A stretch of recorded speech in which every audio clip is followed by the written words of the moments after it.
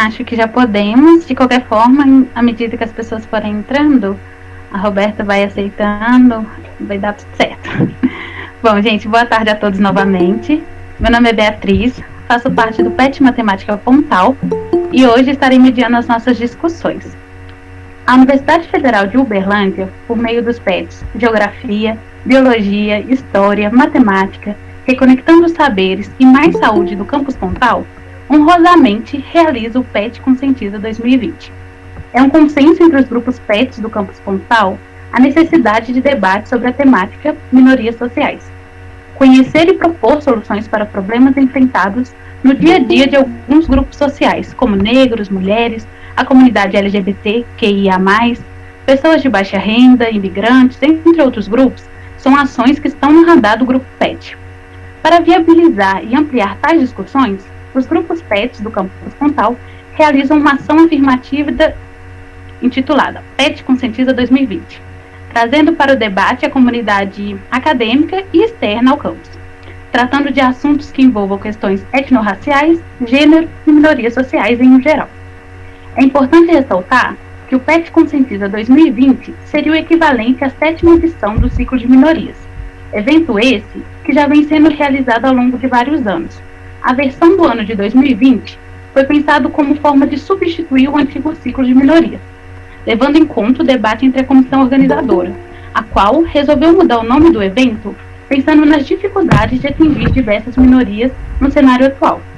Então, declaramos aberto o PET Conscientiza 2020, com a temática Manifestação Afro-Brasileiras como forma do enfrentamento ao racismo estrutural. Essa atividade ocorrerá nos dias 10, 11 e 12 de novembro, de hoje, até quinta-feira. Desejamos um ótimo evento a todos. Bom, vamos para a primeira atividade do dia. Agora, vamos iniciar o nosso evento, que é uma palestra organizada pelo PET Geografia e o PET Matemática. Para dialogarmos um pouco sobre a educação e o racismo, convidamos a professora doutora Ana Beatriz Souza Gomes. A professora é formada em Pedagogia, mestre em Educação pelo UFPI e doutora em Educação pelo UFC. Atualmente, é professora associada do UFPI, pesquisadora do IFARADA, Núcleo de Pesquisas sobre Africanidades e Afrodescendência da UFPI. O tema da nossa palestra de hoje é o papel da educação na construção de uma sociedade antirracista. A palavra é sua, professora. Desejo um ótimo evento a todos.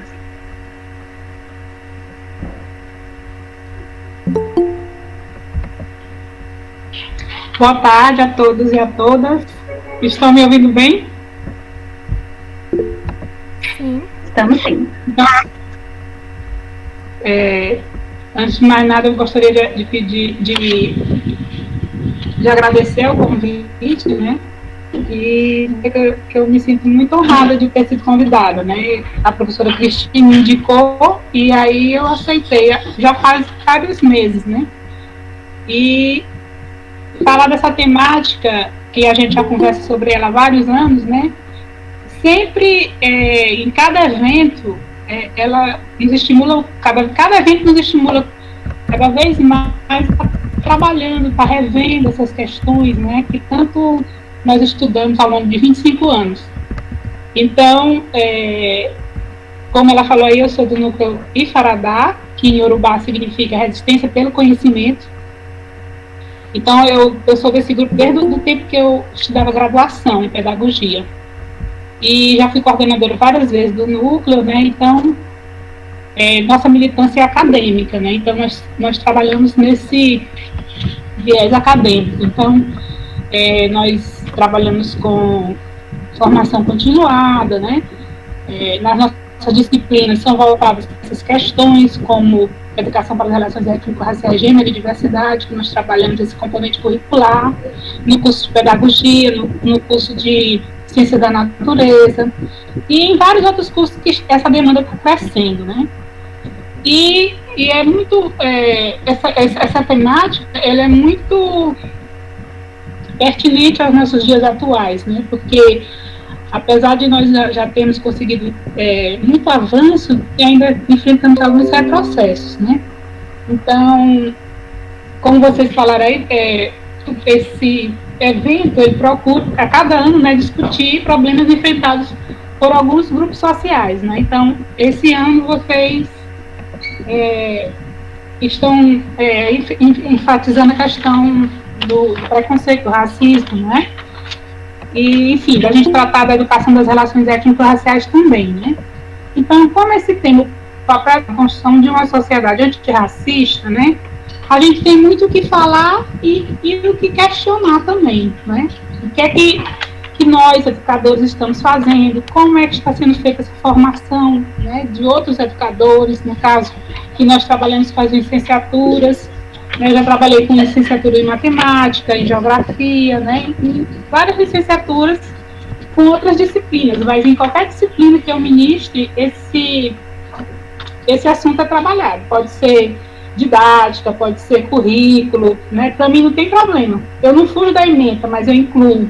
Eu sempre procuro discutir essas questões porque elas são pertinentes. E em muitos cursos, elas são optativas, são disciplinas optativas. Eu não sei no curso de vocês, se vocês já têm essa disciplina, né? Porque o MEC cobra, né? Porque é uma exigência feita por lei que essa disciplina seja trabalhada, nem que seja de modo optativo, né? Então, depois eu queria saber como é que está acontecendo aí em Uberlândia, nos cursos de matemática, de geografia e outros mais cursos que estão envolvidos. Porque, primeiramente, eu pensei que era só matemática, mas eu já vi que tem geografia também, não é? E outros cursos. E, enfim, eu fiz os slides, né? Mas às vezes é muito cansativo ficar vendo os slides, né? Mas aí a gente tem que se direcionar, senão a gente se perde muito no que vai falar, né? Então, a gente tem que ter um norte. Então, eu vou falar, né, vou fazer uma breve introdução, aí vou falar de uma pedagogia que trabalha essa questão da pesquisa, além de pesquisar, ela indica medidas de combate ao racismo, ao preconceito, que é a pedagogia interétnica, e vou falar, antes disso aí, eu vou falar um pouquinho da legislação educacional, né, e depois eu vou fazer algumas considerações. Então, me disseram que eu tinha 1 hora para falar, mas eu não sei se vou falar 1 hora, porque eu prefiro deixar tempo também para o debate, que é também muito importante. E eu estou com um problema assim de rinite alérgica, aí eu posso ficar rouca, e enfim, eu quero que vocês entendam, né? Então eu vou tentar falar devagar para não forçar muito minha voz. Então, como eu já falei, há 25 anos nós trabalhamos essa temática. E eu também trabalho na educação à distância, né? No Centro de Educação Aberta à Distância, eu coordeno o curso de pedagogia desde junho desse ano, por isso que não deu tempo de botar no currículo. Mas nós temos essa disciplina lá no curso de pedagogia e ela é obrigatória. Então, na Universidade Federal, só em 2 cursos essa disciplina é obrigatória, que é Relações Étnico-Raciais, Gênero e Diversidade. É no curso de pedagogia à distância e no curso de Ciências da Natureza. O resto é tudo optativo. Até a medicina tem essa disciplina, direito. Então, existe uma grande demanda, porque o MEC exige, na hora que ele vai avaliar o curso, tem que ter alguma coisa relacionada com essas questões. Então, falar de diversidade cultural no Brasil é falar da diferença de uma grande variedade de culturas que compõem o povo brasileiro. Falar da diferença das minorias que por muitos séculos foram silenciadas e excluídas da sociedade, que hoje estão conquistando seus direitos. Então, o processo social de transmissão da cultura é a educação, seja ela formal ou informal. Então, nós temos a educação informal, que é aquela que a gente tem em casa, que já começa em casa, não é? E temos a educação formal, que é pela instituição escola, né? E o processo educacional é o principal responsável pela transmissão de valores e preconceitos. Então, entendemos a educação escolar como um processo de aquisição de conhecimentos com o objetivo de formar cidadãos por intermédio da valorização do saber já elaborado e de todas as variáveis apresentadas pelos indivíduos no seu contexto vivido, ou seja, classe social, gênero, etnia e valores culturais. Nessa disciplina, nesse componente curricular, eu acho muito importante enfatizar que ela tem um nome, Educação para as Relações Étnico-Raciais, Gênero e Diversidade. Eu não trabalho só a questão do afrodescendente, eu trabalho também sobre a questão de homofobia, de machismo, né?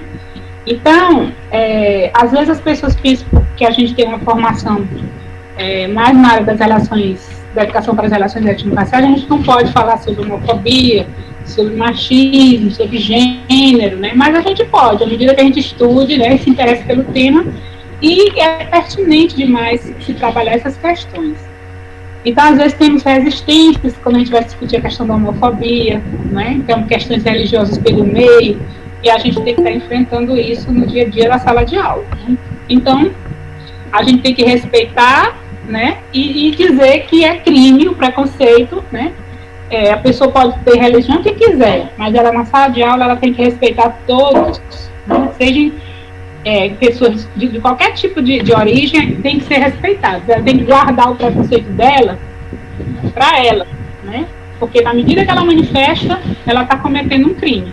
Então ela não pode fazer isso. Então, às vezes eu falo para meus alunos que eles dizem que é pecado ser gay, né? Eu digo, onde é que está escrito isso?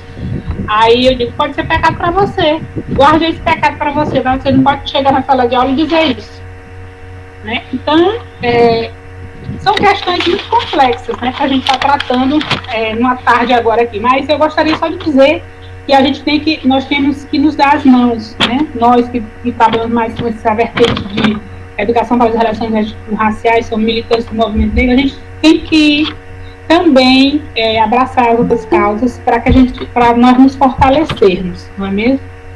Então eu vou pedir aqui para a Josi começar a passar os slides. Aí eu gostaria que, se vocês tivesse algum questionamento, vocês possam anotar, e aí depois a gente abre para o debate.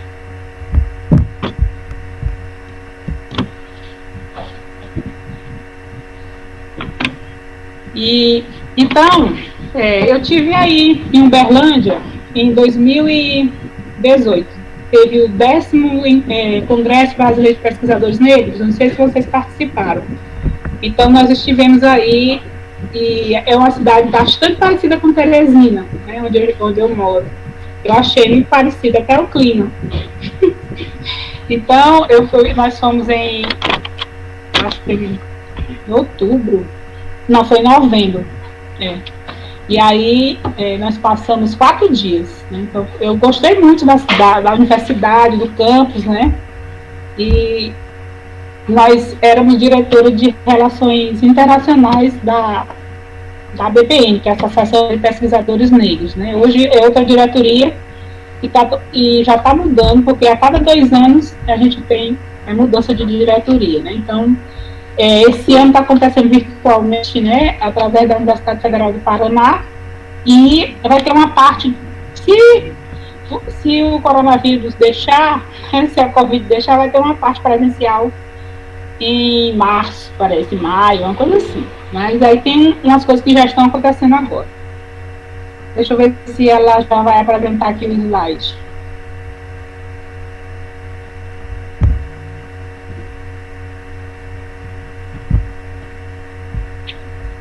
Bom, nós temos aí já a preparação dos slides.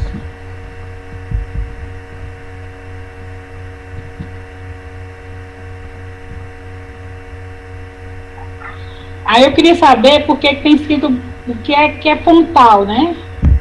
Depois, vocês me digam aí o que é Pontal. O Grupo PET Matemática Pontal.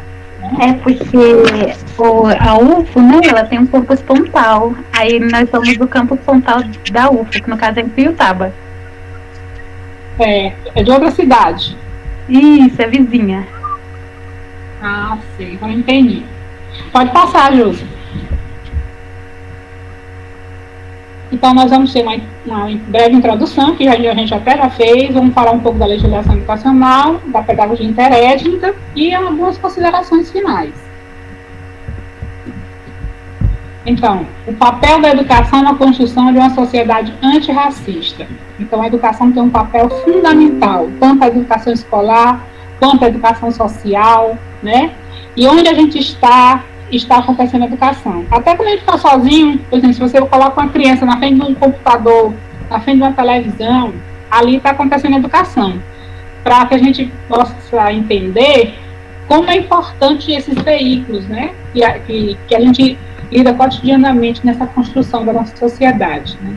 Então, a educação escolar, contínuo de educabilidade do ser humano, acontece sobretudo na escola. Entendemos-la como uma instituição social construída por sujeitos socioculturais, compreendida como espaço da diversidade para a formação de cidadãos, onde as práticas docentes têm um papel fundamental e não descartável. Então, nós temos a escola, que é essa instituição social, né, que ela é construída por sujeitos socioculturais, tanto a parte pedagógica como a parte discente, né? Então, nós temos pessoas de várias origens, né, e que convivem naquele ambiente, né? Então, devem ser todos respeitados e respeitadas e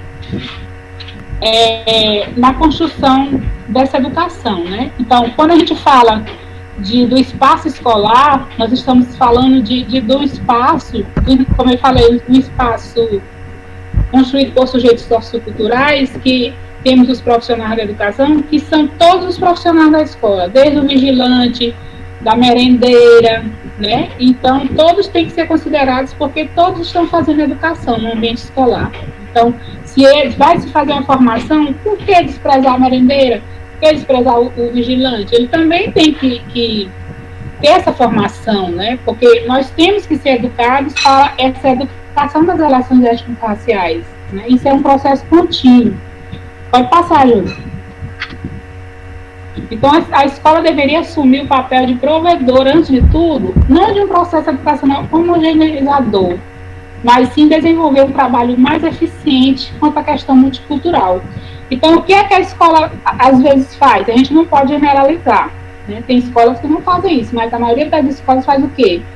Que é tratar o aluno como se fosse único, né? Não fosse diverso, né? Que é homogeneizar as situações, porque fica muito mais fácil para ela trabalhar dessa forma, né? Para ela não ter trabalho de pesquisar, para poder atender, né, os diferentes sujeitos que fazem parte da comunidade escolar. Então, é muito mais fácil a escola assumir esse papel de provedora desse processo educacional homogeneizador, né? Pode passar, Júlia.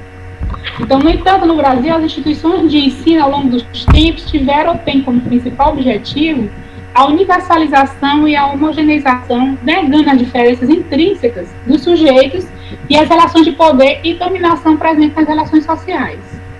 Pode passar, Júlia.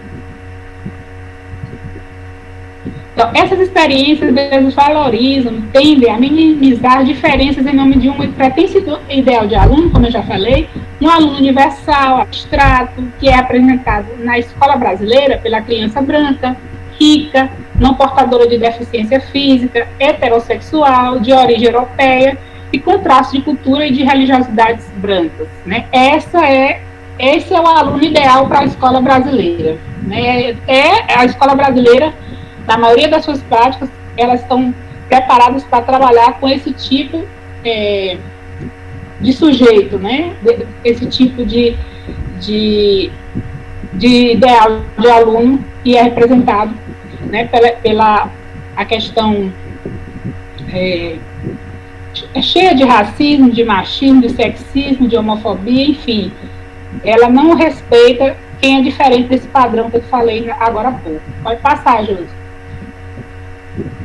Então, a educação pode contribuir para o desenvolvimento do país, combatendo as desigualdades sociais e étnicas geradas pela discriminação das minorias sociais, pois ela é e pode ser um processo de cultivo ou de cultura. Pode ser sempre algo em permanente mudança e reconstrução. Então, uma escola, ela tem que estar preparada, né, para receber a sua demanda, né? Então, existem alguns documentos na escola que às vezes estão até cheios de teia de aranha, estão amarelados, porque as pessoas acham que aqueles documentos são eternos, né? Por exemplo, o projeto pedagógico da escola, não é? O projeto pedagógico de qualquer curso de graduação, de qualquer instituição, ele não pode ser um instrumento eterno, ele tem que estar sempre sendo modificado para poder atender a demanda, né? A legislação que sempre está mudando. Então, esse projeto pedagógico de cada instituição, ele não pode ser engavetado e tem que ser discutido permanentemente, né? Por causa dessas questões, para que os professores saibam que eles precisam pesquisar mais, eles precisam tentar chegar mais perto do público ao que eles trabalham, né? Pode passar, Júlia. Então, nesse movimento, é possível afirmar que a instituição escolar nem sempre poderá ser classificada como mera reprodutora da discriminação, do preconceito racial e do racismo. Então, a gente não pode culpar sempre a escola por isso, né? Por isso, a educação escolar necessita de alguns suportes teóricos e metodológicos que embasem a sua prática, trabalhando nos aspectos conjunturais da realidade cotidiana e da cultura dos educandos, né? Como eu já falei, a gente tem que ter esses suportes teóricos e metodológicos aplicados na prática. Além da gente estar em permanente construção e reconstrução dos documentos, né? E a gente também tem que estar revendo a nossa prática, avaliando, né? Pode passar, Júlia. Então, nós temos a legislação educacional. Eu não sei se vocês já cursaram essa disciplina. Eu queria saber também se tem algum professor da instituição nesse grupo que está aqui. Se são só alunos, né? Então, na legislação educacional, para quem já cursou a disciplina Legislação e Organização da Educação Básica, eu não sei como é o nome que é na universidade de vocês, mas eu sei que todo curso de licenciatura tem essa disciplina para discutir a legislação. Então, a nossa lei de diretrizes e bases da educação nacional é a Lei 9.394, de 1996, que nós chamamos de LDB. Então, a LDB, ela teve que mudar o seu artigo 26A para poder incluir, né, o ensino, a obrigatoriedade do ensino da história e cultura africana e afro-brasileira. Isso foi em 2003, através da Lei 10.639.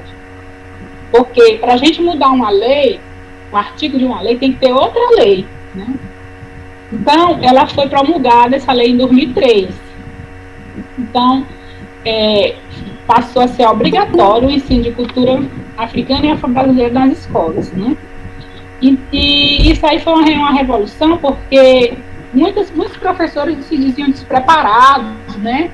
E para isso foi feito um outro documento, que foram as diretrizes curriculares para a educação das relações étnico-raciais, para o ensino de história e cultura africana e afro-brasileira.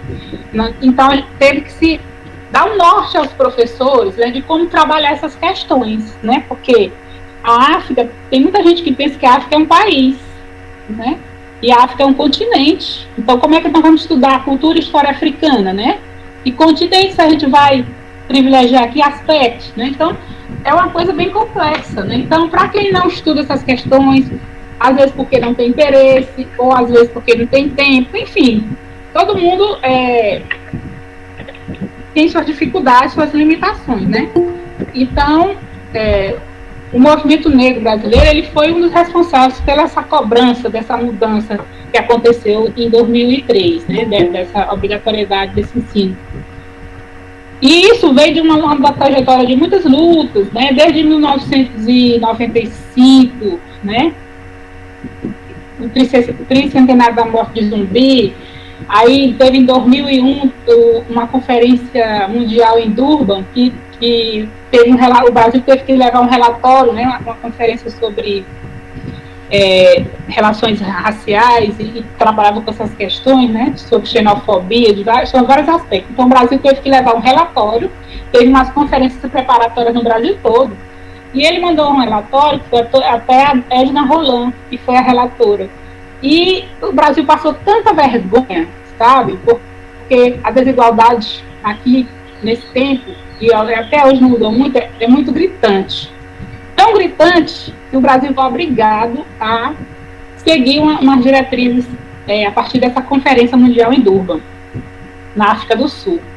E um dos desdobramentos dessa conferência foi essa mudança na LDB, com essa lei 10.639, como eu já falei, e também a questão das cotas nas universidades, das políticas de ação afirmativa. Então, são várias ações que foram resultados dessas discussões e cobranças nessa conferência de Durban. Então, em 2008, volta só um pouquinho, em 2008 teve outra mudança no mesmo artigo da LDB, né, que foi o artigo 26A, e ele acrescentou a questão indígena. Com essa lei 11.645, foi só para acrescentar a questão, só duas palavras, e indígena. Né? Então, nós temos a lei 10.639, ela foi revogada por essa outra lei, né? Que que está dentro da 11.645, mas ela foi revogada. E o movimento negro, ele sempre fica tratando dessa lei, na verdade, a gente tem a lei da 11.645, mas aí, por uma questão política, se fala muito da lei 10.639, mas como professora de legislação, eu sei que ela foi revogada, né? Mas o que importa é o seguinte, a gente tem que tratar, né, do ensino, nós temos que ensinar sobre a cultura, a história indígena, africana, né, cigana, não é obrigado a estar na lei para dizer que a gente tem que tratar, porque desde 1961, com a primeira LDB, 4.024, que já se diz, né, que a escola sempre tem que se adequar à realidade do educando, né? Então, desde a primeira LDB já é dito isso. Então, se você for ver a LDB, 9.394, ela é toda recortada, tem várias leis que já foram, artigos que foram revogados e tudo, assim também como a Constituição Federal, né? Então, também está em sempre processo de mudança, porque é preciso se atualizar aos dias atuais. Então, pode passar, Júlio. Diante dessa realidade, são necessários estudos e intervenções pedagógicas que discutam as práticas docentes e as matérias curriculares diárias dos alunos, como forma de descentralizar a cultura eurocêntrica, que é bastante acentuada nos contextos de ensino, e valorizar os grupos oprimidos e negados, principalmente nas escolas públicas, onde o contingente de alunos afrodescendentes é maior. Não é? Então, nas escolas públicas, a gente vê que o contingente de afrodescendência é bem maior do que nas escolas privadas. Né? Outro dia, nós fomos convidados para fazer uma palestra com alunos da sexta e sétima série, uma coisa assim, de uma escola de elite aqui de Teresina, que ela é bilíngue, né? E nós fomos com todo cuidado, porque sempre tem um coordenador pedagógico para vigiar o que a gente vai falar, né? Porque eu acho que eles têm medo. Então, eu fui fazer essa palestra lá com a linguagem toda voltada para eles, explicando para eles poderem entender. E eles entenderam muito bem, além do que eu pensava que iam entender. Inclusive, relataram até casos de racismo lá, que disseram que a avó de um aluno, que é negra, foi até lá resolver um problema da questão da matrícula do neto, né? E pensavam que a avó dele fosse empregada na casa dele, foi uma situação muito constrangedora. E eles relataram lá os casos, né? E o supervisor lá, o coordenador, ficou só lá no canto escutando o que eles estavam falando, né? Então, eles puderam desabafar bastante, apesar da maioria lá ser composta de pessoas brancas, mas eles já têm essa consciência, né? Que nós todos somos iguais e temos que ser tratados com igualdade. Pode passar. Então, os educadores do movimento negro brasileiro se identificam para desenvolver teorias, propostas e intervenções pedagógicas que estão voltadas para a diversidade étnico-cultural existente nas escolas, como a pedagogia interétnica. Essa pedagogia interétnica eu conheci em 96. Eu sou pedagoga, mas eu também comecei o curso de Ciências Sociais. Não deu para terminar porque era muito luxo fazer um curso de graduação, ter que fazer o mestrado junto, né?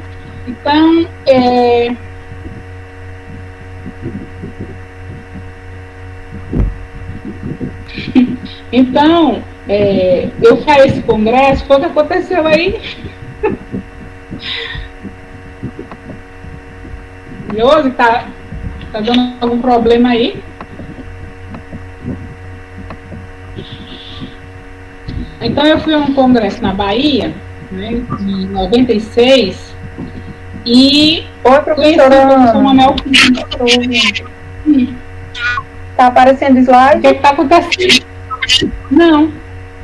Eu vou pedir um favor. Você pode parar de apresentar e colocar para apresentar novamente? É porque como ela ligou, aí desfoca, fica pra gente no cantinho. Tá bem, eu vou interromper e vou compartilhar novamente. Por favor.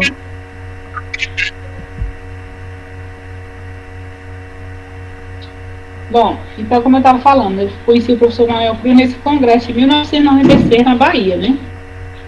Um congresso da Associação Brasileira de Antropologia. E aí, nesse congresso... Está voltando. Sim. Pode continuar. Sim, como eu falei, Professora, foi nessa parte? foi.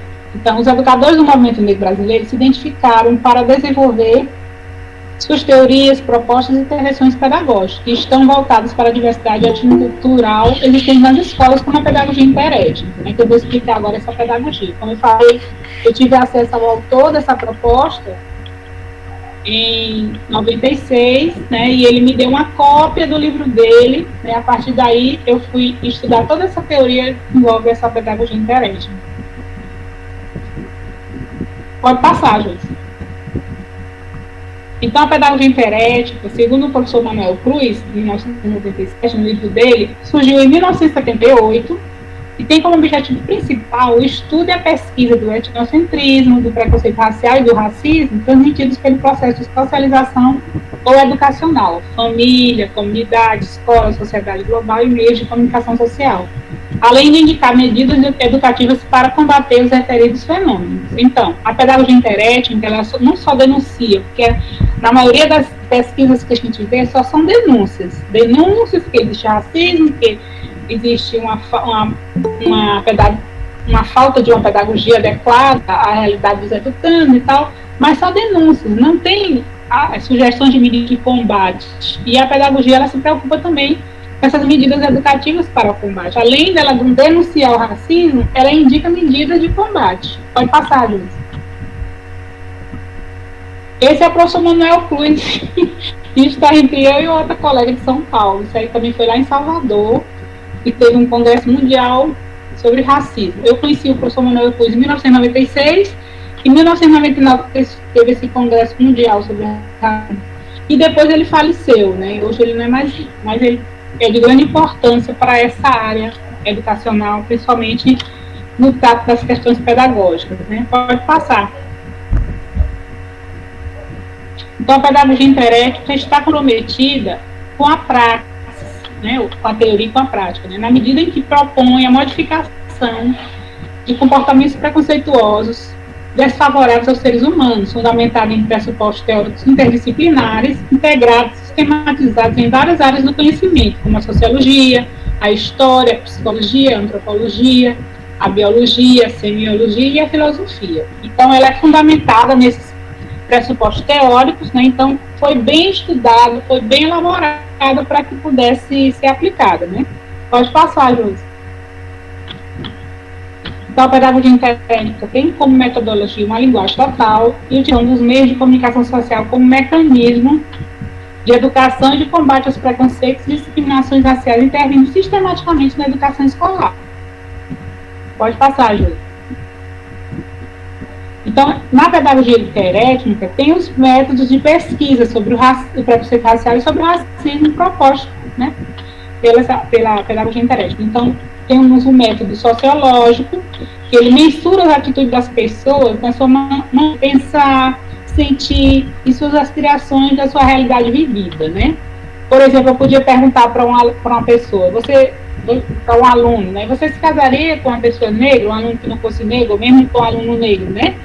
Então, ele poderia dizer, não, eu não quero casar com pessoa negra, porque eu não quero que meus filhos nascem negros para sofrer como eu sofri, eu não quero. Aí outros podem dizer, não, eu quero casar com pessoa negra porque eu quero que meus filhos saiam parecidos comigo, né?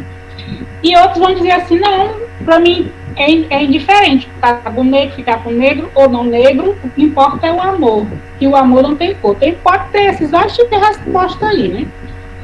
Então, esse método sociológico, ele mensura essas atitudes que algumas pessoas têm, que tem até um livro de piada, deixa eu ver quem é, meu Deus, esqueci até o nome dele agora, do Pestana, que diz qual a parte mais importante do corpo do homem lá, da mulher. Ela falou que era o bolso, do homem negro, né? Ela falou que era o bolso. Ou seja, muitas mulheres, né? A gente vê muitos homens negros casando com mulheres brancas, e aí elas com interesse mais financeiro do que outro tipo de interesse. Enfim, temos vários casos que não vem agora a situação de nós discutirmos, mas a gente vê na sociedade brasileira como ela é formada, né? Pode passar, Júlia. Então, temos também um método de análise da linguagem ordinária, que a nossa linguagem, a gente tem que tomar muito cuidado com ela, né? Porque ela é muito carregada, às vezes a gente nem a gente nem nota. E a gente ouve cada coisa. Eu ouço tanta coisa feia, assim, por exemplo, a palavra denegrir, né? Denegrir é uma palavra horrível, né? Que as pessoas pensam que denegrir é uma coisa, mas denegrir é outra coisa, né? Então, denegrir é tornar negro. E acha que se alguém está falando mal dela, está denegrindo a imagem dela, né? Então, é um termo totalmente utilizado erradamente, né? Então, o método da análise da linguagem ordinária, ele concentra-se na maneira como a linguagem é utilizada no cotidiano, manifestando o preconceito racial. Podemos citar como exemplo, dia negro, a coisa está preta, coisa de negro, né? Que a gente escuta muito essas coisas. Pode passar, Júlia. Temos um método semiológico, que pesquisa a ideologia da supremacia branca veiculada nos objetos culturais e nos sistemas visuais verbais, nos meios de comunicação social, como, por exemplo, as referências com os termos meia cor da pele e da calcinha cor da pele, que muitos de nós, mulheres, já ouvimos, né? Até nas revistas de antigamente, que tinha lá as cores das calcinhas, né? Ou meias, né? Cor da pele, né? E essa cor da pele não era a cor da nossa pele, né? Era a cor da supremacia branca, era a cor que ia favorecer as mulheres brancas, né? E hoje em dia se fala em nude. Aí o nude que a gente vai ver também não tem nada a ver com a nossa cor. Se bem que isso tem mudado muito, né? Porque eles estão ganhando dinheiro com as coisas também voltadas para as pessoas afrodescendentes. Mas, outro dia, umas 2 vezes que eu fui numa loja, vou até dizer o nome, porque eu não tenho medo de ser processada, eu fui na loja do Boticário, né? Então, a gente às vezes compra uma coisa e ganha um brinde, né? Eles queriam me empurrar um brinde de um batom que não servia para a cor da minha pele. Eu digo, eu não posso usar eu não posso dar esse brinde, porque eu não vou poder usar. Aí a senhora dá para alguma pessoa. Eu digo, mas esse brinde não é para mim, então eu tenho que usar, tenho que ter com a cor de batom que eu vou usar. Não sou obrigada a receber o brinde para dar para outra pessoa, né? Então isso está errado. Então, são coisas que acontecem no dia a dia que demonstram todo o racismo que existe na sociedade, né? Na medida que você vai dar um brinde para uma pessoa que não tem nada a ver com a cor dela, não, mas só tem esse batom aí, digo, pois está errado. Porque devia ter se é bem, devia ter um batom para a cor da pessoa que fosse comprar, né? Então não dá brinde. Então não dá brinde só por branco, não dá brinde para negro, porque o negro não vai ter a cor dele. Sim, muito bem, então vamos passando, Josi. E tem os métodos operacionais de combate ao racismo na pedagogia interétnica. Então, agora a gente vai falar de como combater, né? Tem um método curricular, a gente falou antes sobre os métodos de como pesquisar, agora vamos falar sobre os métodos de como combater. O método curricular, ele constrói um currículo escolar fundamentado na cultura e nos valores dos grupos étnicos dominados, reconhece as ideologias transmitidas pelo currículo oculto. Então, na pedagogia interétnica, ela não vai fugir do que já é posto pelo PEC, que tem que ser obrigatório, né? Que as escolas têm que trabalhar aqueles conteúdos. Ela vai além, né? Então, ela vai além e vai desmistificar tudo que tem no currículo oculto, que não é dito nos documentos, nos projetos pedagógicos das escolas, não é dito lá, mas acontece no dia a dia. Então, o currículo oculto é tudo o que acontece, que não está escrito nem relatado, mas acontece. Quando eu fui fazer uma pesquisa de mestrado, em 1997, eu passei 1 ano na escola, pesquisando, perto da minha casa aqui. Então, eu vi tanta coisa, dava para me fazer assim umas 10 dissertações, que eu ficava na sala de aula, lá no canto, observando, né, os alunos, os professores e tudo mais. E a gente via cada coisa. É certo que quando tem uma pessoa estranha na sala, eles vão ficar se sentindo diferente, mas até que um dia eles vão se acostumar e aí deixa escapar alguma coisa, entendeu? E nesses escapes aí é que a gente pega. Então, são vários apelidos, né, que nós e outros afrodescendentes recebíamos, né, na escola, pelo cabelo, pela cor da pele, pelo corpo, enfim, era uma coisa desconfortável, né? E isso tudo está no currículo oculto, né? Então, na hora do recreio, os alunos, eu expliquei para os alunos na escola o que eu estava fazendo lá, né? E na hora do recreio, eles iam me fuxicar tudo que aconteceu, fulano está me chamando daquilo, fulano está me chamando disso, está me apelidando disso, daquilo. Então, eles parece que me tinham na escola assim como uma pessoa que era para defender eles, né? Assim, ela está estudando sobre isso, então eu vou já contar para ela. E o que é que acontecia com os professores nessas horas que viu essas coisas, né? Quando a pessoa levantava para ir ao quadro, aí o que é que acontecia? Era apelidada, né? E a professora o que é que fazia? Às vezes fazia era sorrir, né? Então, fazia daquilo uma brincadeira, que não é brincadeira nenhuma, é brincadeira para quem está fazendo, mas para quem está sofrendo não é brincadeira nenhuma, né? E aí, nas questões de racismo, tem até o racismo... Tem um tipo de racismo aí que é tipo racismo de versão, uma coisa assim. Que agora surgiu vários tipos de racismo, estrutural, nós temos várias classificações de racismo. Outro dia eu estava vendo, até lá no meu Facebook, eu botei essa reportagem lá. Uma moça estava no restaurante e o dono do restaurante se irmou com o cabelo dela, tá? Tinha cabelo de gambá, não sei o que. Ele foi lá perto dela só para ver mesmo se o cabelo dela era de verdade. Então ela fez um boletim de ocorrência, né? E aí ela caracterizou isso aí como um tipo de racismo lá, que quer gozar da cara do outro, né? Então, o currículo da escola, ele pode ser construído para evitar esse tipo de coisa também, né? E quando a gente vê isso na sala de aula, a gente tem que combater na mesma hora que acontece, né? Pode ser em qualquer aula, em qualquer disciplina, né? Isso é que eu dizia para as professoras, né? Que isso não podia deixar acontecer, que como é que se você estava consentindo que acontecesse na sala de aula, você estava concordando, né? Quem fala consente. Então eu sempre dizia para elas que isso não era brincadeira não, que isso era coisa séria. Mas elas às vezes diziam que os alunos estão brincando. Eu digo, pois vai nessa. Então, pode passar, Luz, por favor. O método etnão dramático sugere a ação dramática como instrumento de combate ao racismo, ao preconceito racial e ao etnocentrismo, assumindo uma postura dialogical entre os atores e o público, né? Isso aí acontecia muito na época do teatro experimental do negro, né? E várias décadas atrás, né, se trabalhava isso, essa questão do racismo através do drama, né, da dramaturgia, enfim. E isso também é um método que atrai muitas pessoas, que elas podem aprender através, né, dessa ação dramática. Pode passar, Josi. E tem o método da comunicação total, que aconselha a utilização de cartazes antirracistas, filmes, slides, vídeos, partilhas, textos, palestras e demais meios de comunicação social no combate ao racismo.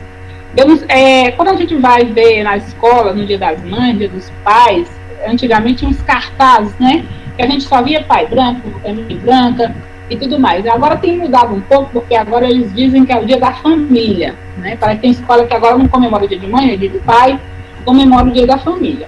Então, as coisas têm mudado um pouco, mas em algumas situações a gente não vê cartazes que contemplem a diversidade da escola, né? E os alunos sentem isso. Eles precisam da representatividade, né? E a representatividade também educa, né? Porque a representatividade está dizendo lá que você existe, que você é importante, né? Pode passar, Josi. Então, para terminar um pouco sobre a pedagogia interétnica, ela reconhece e desenvolve as potencialidades e os valores do ser humano partindo da sua vivência concreta no mundo. Evidencia situações promovendo discussões voltadas para os problemas de identidade étnica e das relações sociais. Então, essa metodologia da pedagogia interétnica, né, pode ser usada também com a questão de gênero, não é? Trocando a questão do afrodescendente com a questão de gênero, para a gente detectar o machismo, não é? Para detectar a homofobia, né? Então a gente pode sim criar, né? A educação, ela não dá essa liberdade, o professor tem autonomia para isso, né? Pode passar, Júlia. Então, algumas considerações finais, né? Como enfrentar esses desafios, né? Como enfrentar uma política educacional, como eu falei, uma legislação educacional que obriga o ensino, né, de história e cultura africana e afro-brasileira e indígena, e as escolas muitas vezes não cumprem, né? E a maioria das instituições de ensino não se vê sensibilizada e é obrigada a conhecer, a discutir e a operacionalizar práticas docentes multiculturais, sobretudo as instituições privadas, que são mais influenciadas pelas políticas neoliberais, né? Então, se a coisa às vezes não acontece nas escolas públicas, imagine nas escolas privadas, né? Pode passar, Lúcia. Nós estamos terminando os slides, eu sei que é cansativo ficar olhando os slides. Acreditando no potencial transformador das escolas, estamos convencidos ou convencidas de que, se por um lado a escola não pode ser a única responsável pelas transformações na sociedade, por outro reconhecemos que sem ela, estas transformações não virão. Por isso, a prática docente e o currículo escolar são também responsáveis pelo combate aos preconceitos e discriminações na sociedade. Então, se na escola isso é perpetuado, na escola também isso pode ser combatido, né? Então, a escola tem um potencial enorme, um potencial transformador. Pode passar, Lúcia. Então, o papel fundamental da educação em relação à desconstrução do racismo é levar à comunidade escolar a possibilidade das crianças afrodescendentes construírem uma identidade positiva e as crianças de outras etnias conhecerem uma história que, na maioria das vezes, não chega a ter contato, né? Então, muitas histórias são contadas erradamente, por exemplo, no currículo escolar, só se fala da questão do afrodescendente em maio e em novembro, quando a questão pode ser tratada todos os dias, né? Temos conteúdos para isso, basta que você pesquise e encontre uma forma de estar trabalhando nessas questões também. Então, por exemplo, no mês de novembro, nós, militantes das universidades, nós temos a agenda lotada. Por quê? Porque muita gente acha que só deve se tratar de negro em novembro, né? Então, são vários eventos que acontecem em novembro, né? Quando podem acontecer durante o ano todinho, né? Enfim, pode passar, Júlia. O conhecimento de distintas culturas e histórias certamente oportunizará às nossas crianças um desenvolvimento mais saudável e também a construção de uma cidadania com respeito às diferenças. Então, se as crianças tiverem a oportunidade de conhecer as culturas, né, elas vão desfazer os preconceitos, né? Porque às vezes elas discriminam porque não conhecem. Pode passar, Lúcia. A sociedade e a escola têm que desfazer a mentalidade racista e discriminadora secular, superando o etnocentrismo europeu. Temos pedagogias de combate ao racismo e às discriminações a operacionalizar e a criar, ou seja, nós educadores, né, nessa função, né, de educar, formar outros educadores, né, a construção de uma sociedade antirracista, nós temos que pegar vários suportes teóricos, metodológicos para trabalharmos essas questões. E elas não podem ser de improviso, né, elas têm que ser feitas, fundamentadas, sistematizadas, né, por quê? Porque são questões sérias que mexem com a autoestima das crianças que estão em formação, né? E a gente vê muitos casos de evasão escolar, porque as crianças não suportam tanta discriminação nas escolas. Então, o papel da educação nessa construção dessa sociedade antirracista é muito importante e fundamental, né? Eu conheço, por exemplo, casos de pessoas que passaram evadido da escola porque não se sentiam aceitas, né? E graças a Deus resolveram essas questões. Hoje em dia essa pessoa ela é defensora pública, né? Uma pessoa negra que sofreu na escola, que evadiu da escola porque não se sentia aceita, se sentia apelidada de tudo quanto era nome, mas ela conseguiu superar, né?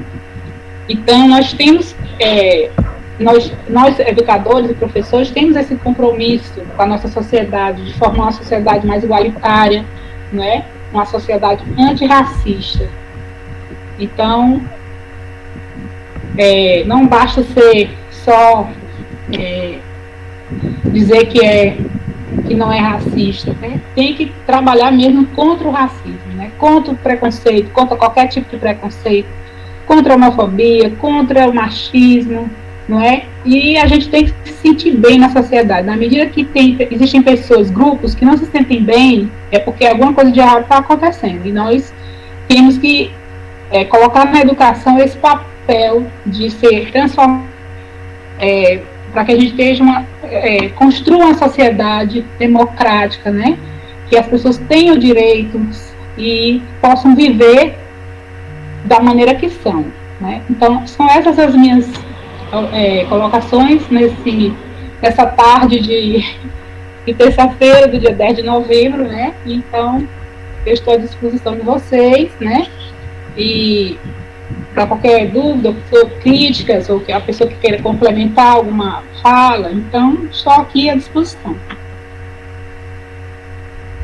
Muito obrigada, professora.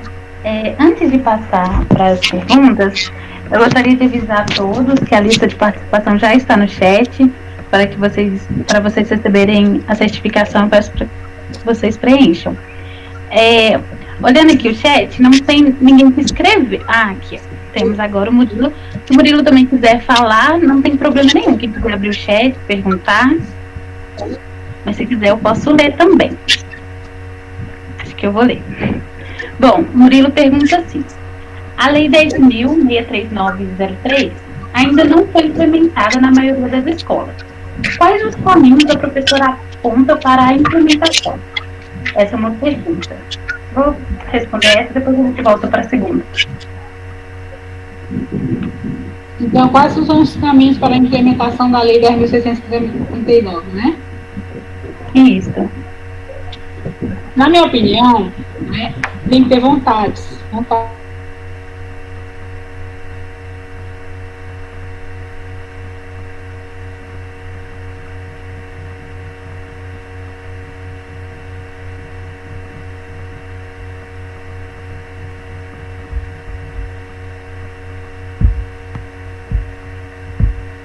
Acho que a internet travou. Sim, professora, travou aqui pra gente.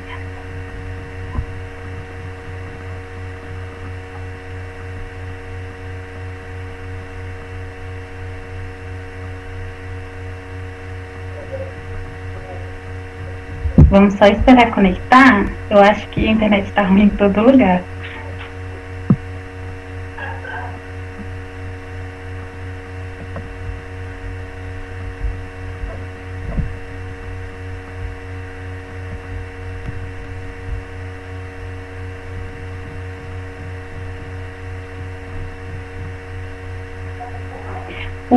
O áudio está desativado.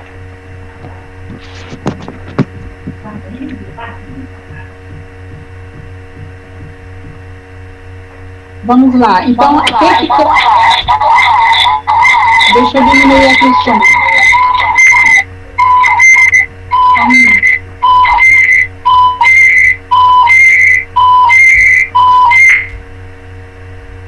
Já voltou, né? Agora sim. Bom, as escolas têm que ter vontades coletivas, como eu já falei. Não basta ser só o professor, né, só a direção, só o coordenador pedagógico. Tem que ter essa equipe, né, para trabalhar essas questões, porque o que a gente tem visto é uma banalização da lei, e a gente tem visto também que a cultura, que a lei não muda a cultura das pessoas, né? Porque se mudasse, nós não tínhamos um país com tantas leis como a gente tem no Brasil, né? Então, desde 1961, a primeira LDB já dizia isso, que tem que respeitar a diversidade étnico-racial, né, das escolas, e sempre está se mexendo nas leis para ver se isso pode realmente acontecer em todas as escolas. Mas a gente vê que não acontece, né, em todas as escolas, essa implementação da Lei 10.639. E isso aí já foi fonte de pesquisa de vários educadores, né, pesquisadores, e é uma tristeza, né, porque é uma coisa que tem que ser cobrada, né? Então, lei é para ser cumprida. Então, isso, a dificuldade maior são dessas vontades coletivas e da cultura também, que não muda, que a lei não consegue mudar a cultura, né? Tem mais alguma pergunta? A segunda pergunta do Murilo ainda, ele fala o seguinte: o mito da democracia racial, de que todos são iguais, que não existe racismo, muito usado Eu não nas sei se escolas. deu pra você se sentiu contemplado com a minha resposta, Murilo, mas se não tiver sentido, pode falar. E aí ele diz, né, que é muito contemplado nas escolas esse mito da democracia, principalmente nesses dias, né, dia da consciência negra, etc. Quais atividades a professora sugere para quebrar essa abordagem? Eu não ouvi, pode repetir de novo que meu som está aqui. Claro. Repita, por favor. A segunda pergunta é do Murilo, né? Ele fala que o mito da democracia racial, de que todos são iguais, que não existe racismo, são muito usados nas escolas, nos dias da consciência negra, etc. Quais atividades a professora sugere para quebrar essa abordagem?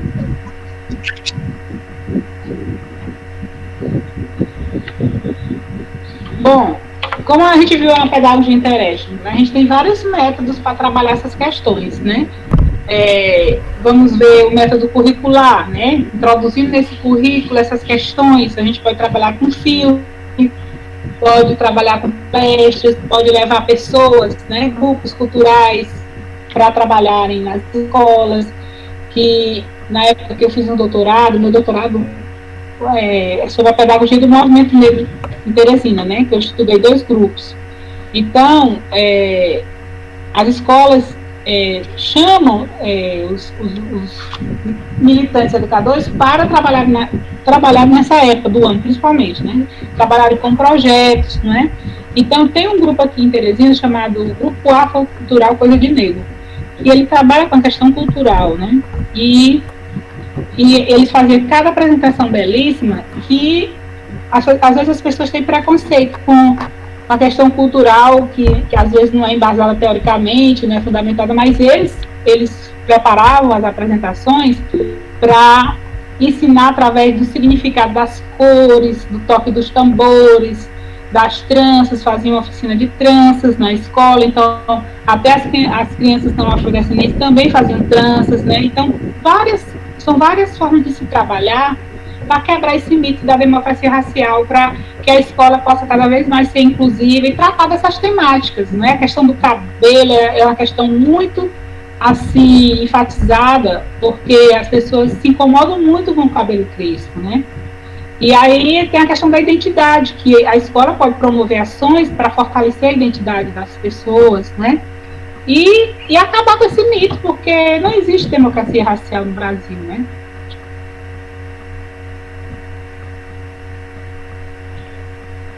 A Vanessa, ela pediu para fazer um comentário. Vanessa, pode abrir seu áudio. Pode fazer, Vanessa.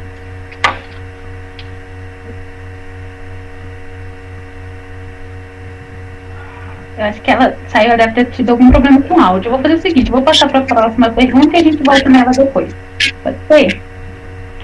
Bom, a Ju, ela gostaria primeiro de parabenizar a organização do evento e a escolha da temática.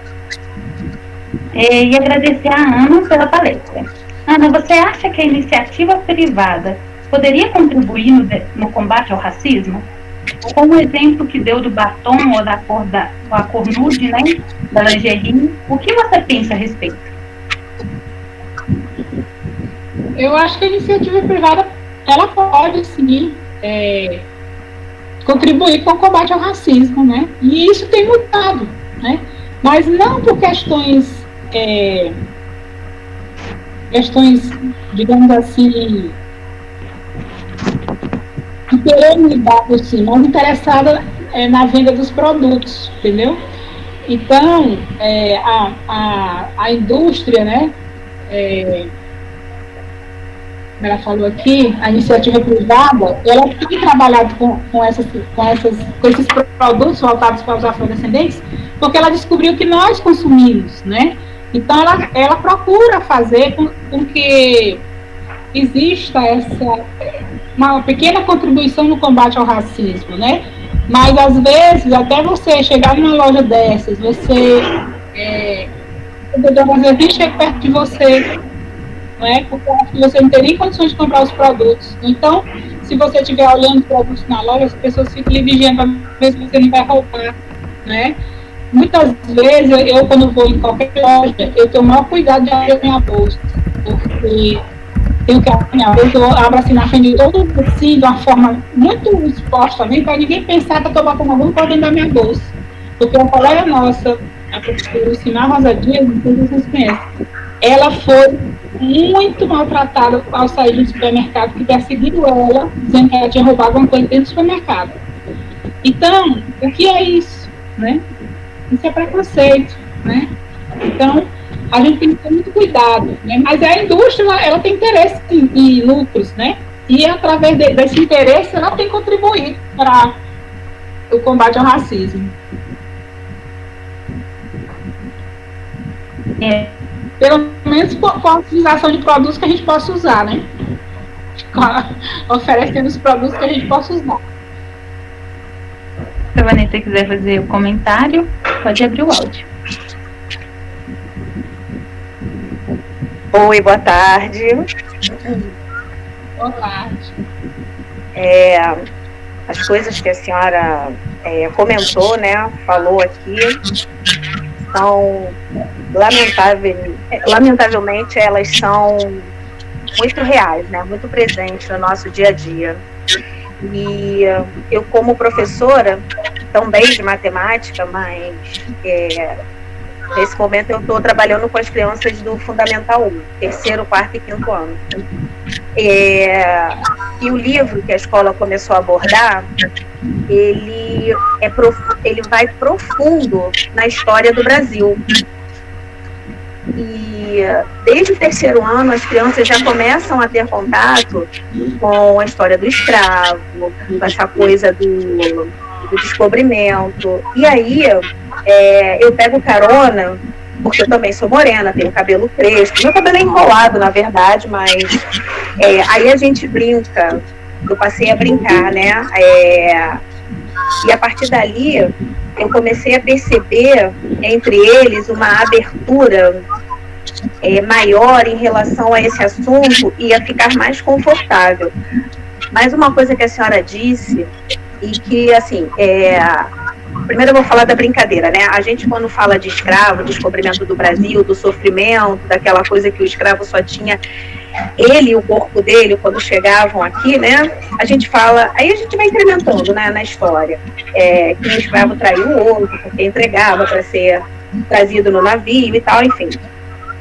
E aí a gente começou a pegar os alunos brancos, eles tinham que se pintar com carvão, com tinta, eles inventavam como e eles se tornavam escravos. E aí os morenos eram os senhores. E aí a gente começou a inverter. A senhora acredita que com essas brincadeiras, eles começaram também a pesquisar brincadeiras afro, por exemplo, a amarelinha africana já foi pintada no pátio da escola, jogos africanos, como, eu acho que é Xixima, lembra o nome dele?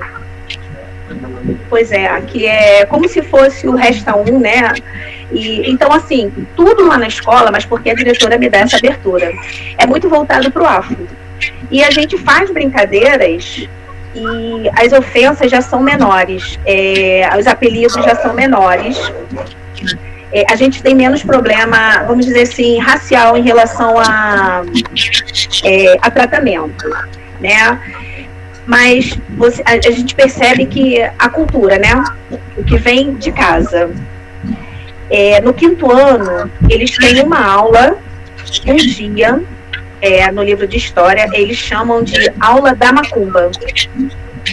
Porque daí a gente, no livro, eles falam dos guias, das roupas, dos equipamentos que se usavam, que os escravos trouxeram e tudo mais. Então, os alunos que não são espírita ou do segmento dessa religião afro, né? Eu não sei porque a gente tem várias ramificações. Você tem o candomblé, você tem e outras mais. E aí a gente tem a mania de dizer que tudo é macumba. Aí os alunos se incomodavam. Aí hoje é dia da aula da macumba. E só quando nós passamos a trabalhar com um conhecimento, né, de que era uma religião, de que é uma coisa bonita, porque eles falam que os espíritos vêm da natureza, o índio tem um pouco disso, esse link, é que começou a diminuir essa implicância. Mas aí a senhora abordou uma coisa, que é a questão da cultura, do pai para o filho. Se a gente não tem como trabalhar isso dentro da casa deles, né? A gente não tem como pegar esse pai e essa mãe e dar uma aula dessas, né? De estar mostrando que você não pode generalizar, né? Que existem as várias religiões. É onde eu acho que é a maior tristeza. Porque você faz um trabalho tão bonito com as crianças, até mesmo com os jovens, quando a gente começa a explanar mais sobre essa história, e cada religião tem a sua beleza, tem uma história, mas tem uma beleza, é uma religião, né? E aí, quando se chega dentro de casa, recebe as barreiras. Então, assim, eu percebo que vem muita resistência de casa. E às vezes tem aluno que falta aula, sabe? Era isso que eu queria comentar, né? Como a gente não consegue mudar a cabeça do responsável, né? Infelizmente.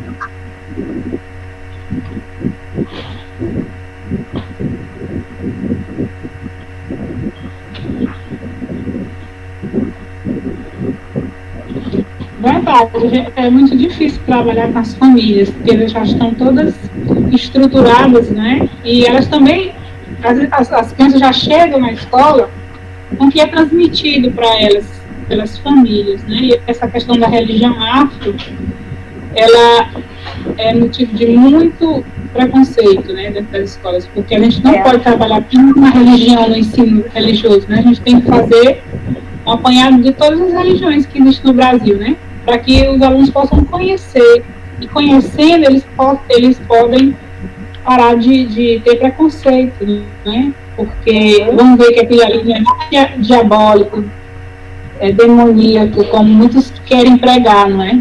Então, esse termo, né, macumba é uma coisa pejorativa que a gente vê. Então, se eles conseguem, se nós conseguimos fazer com que eles aprendam, possam conhecer melhor essas vieses das religiões afro-brasileiras, né? Com certeza o preconceito vai ser diminuído, mas então, quando chega em casa, aí tem mais uma carga, né? Então, deve-se trabalhar também com as famílias também, porque a comunidade escolar inclui os pais também. Então, a escola tem que fazer um trabalho com os pais, né? Porque se for só a escola sozinha, ela não consegue muito tudo. A gente sozinho não vai fazer milagre, né? A gente é aquele passarinho que joga gotinha da água na floresta, mas a família é muito importante, mas é difícil da gente chegar. Vamos chegar um dia, se Deus quiser. Você também falou de uma coisa importante, você tem o apoio da sua diretora, né? Que isso faz toda a diferença. Isso. Ela é super aberta. E ela é evangélica, tá? Mas ela é super aberta. Todas as ideias que a gente chega, ela abre a porta e vai. É muito legal. Mas parabéns, você e ela. Obrigada, professora. Um beijo. Um abraço para todo mundo.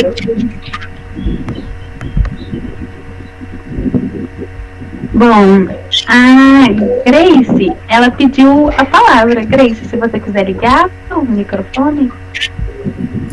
Boa tarde, boa tarde, professora. Eu vou falar principalmente quando você coloca o ponto do método, né, de análise da linguagem ordinária, eu acho muito interessante. Muitas vezes a gente não explora, né, esse lado. Eu acho que explorar o significado, né, a origem das palavras, elas ajudam a quebrar esses preconceitos, e dentro, assim, do meio acadêmico, eu não acompanho muito essa tangente, né, essa linha de pensamento, que ela pode ser bastante interessante ser explorada, principalmente no ensino fundamental, né. Eu sou do curso de geografia, e a gente explora bastante essa temática mais ligada à interdisciplinaridade, né, mais ligada à problemáticas do urbano, do social, quanto de desigualdade e tudo mais.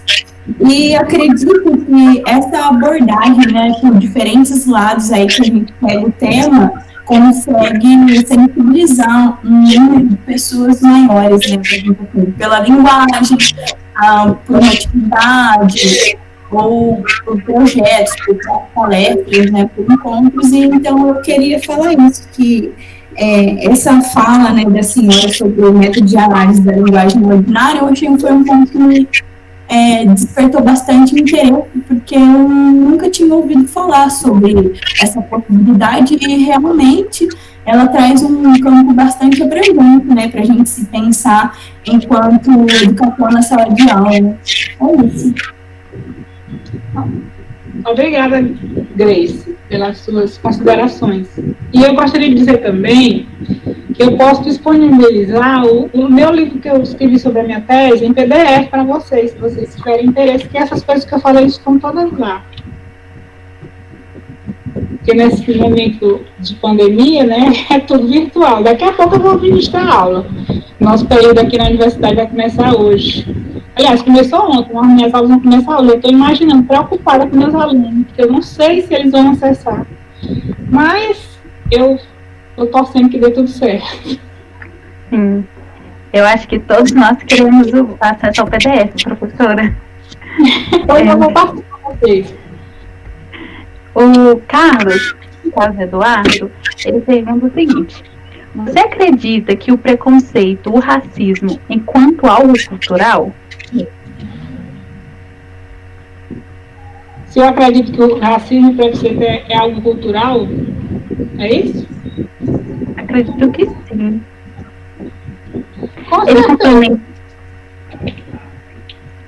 Ele complementou aqui no final, para ver se juntando fica mais claro.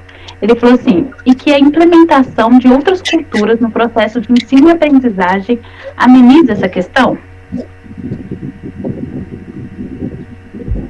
Sim. É o seguinte, a minha fala é no sentido de que as escolas, de certa forma, eu acredito que as atividades propostas na escola hoje, com o intuito de fomentar as leis previstas aí no nosso país, enquanto a questão de diminuir o preconceito, né?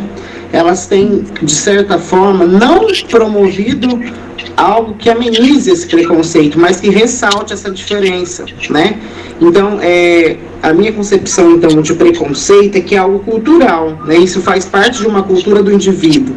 Então, quando ele está inserido em um processo, né, a escola é o encontro de várias culturas, ao meu ver, né? Então, a sala de aula é um organismo vivo, com uma série de variáveis, onde os alunos, eles têm esse processo, eles trazem consigo já essa herança cultural de preconceito da própria família, da vivência dele. Então, se a escola propõe, de certa forma, algo que não evidencia a cultura do outro, não permite que ele amenize esse preconceito. É mais ou menos esse sentido que pode ser visto, essa questão?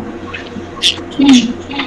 Eu concordo com você que preconceito e racismo são frutos de questões culturais, né? E se a escola promover, né, encontros com várias culturas, né, para que as pessoas conheçam, né, para que os discentes conheçam outras culturas, né, desfaçam aquele conceito que eles tinham, que às vezes trazem de casa, né, com certeza a gente pode... É porque eu acho que é o seguinte, eu acho que assim, a vivência, a experiência faz com que o indivíduo enxergue o outro, né? Na verdade, ele cria uma certa empatia quando ele vê a vertente do outro que ele vive. E não é falar assim, até, novembro é consciência negra, vamos fazer uma feijoada, né? De certa forma, isso retrata as diferenças que existem já na sociedade. Então, eu acredito que é uma cultura que tem que ser colocada diariamente no currículo escolar, né? Exatamente. Por exemplo, então, você pode isso. Mas você pode Sim, com certeza. Obrigado. Obrigada a você, também.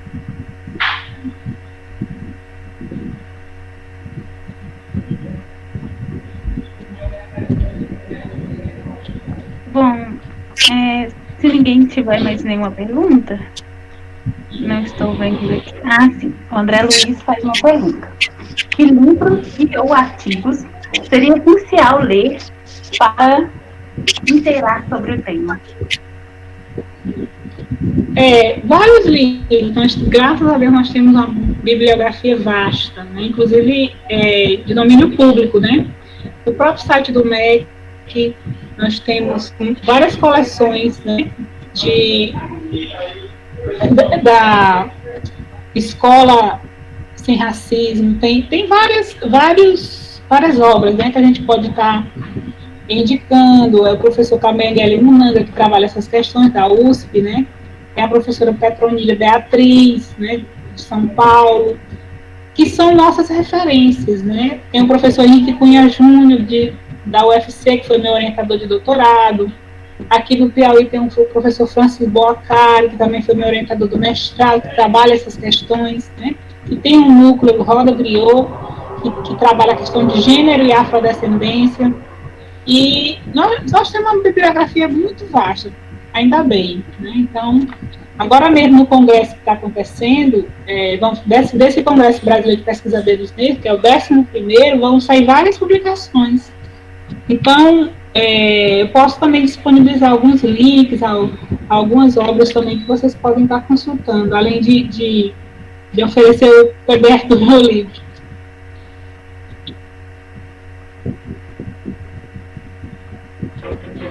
Bom, acredito que tenham acabado. Eu vou fazer só um comentário agora no final a respeito das duas coisas que você comentou no começo.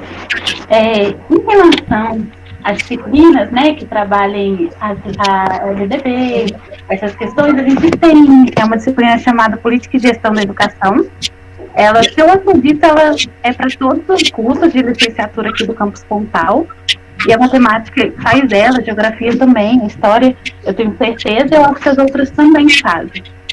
E em relação na matemática, a gente tem uma disciplina optativa, que se chama etnomatemática. É ministrada pela professora, normalmente, né? Ministrada pela professora Cristiane Kopp. A professora Cristiane, ela sempre tem envolvimento, né, com essas questões. Inclusive, a gente fez uma rede de conversas de um projeto da série do PET Matemática. E aí ela trouxe essas discussões para a gente, é algo bem interessante.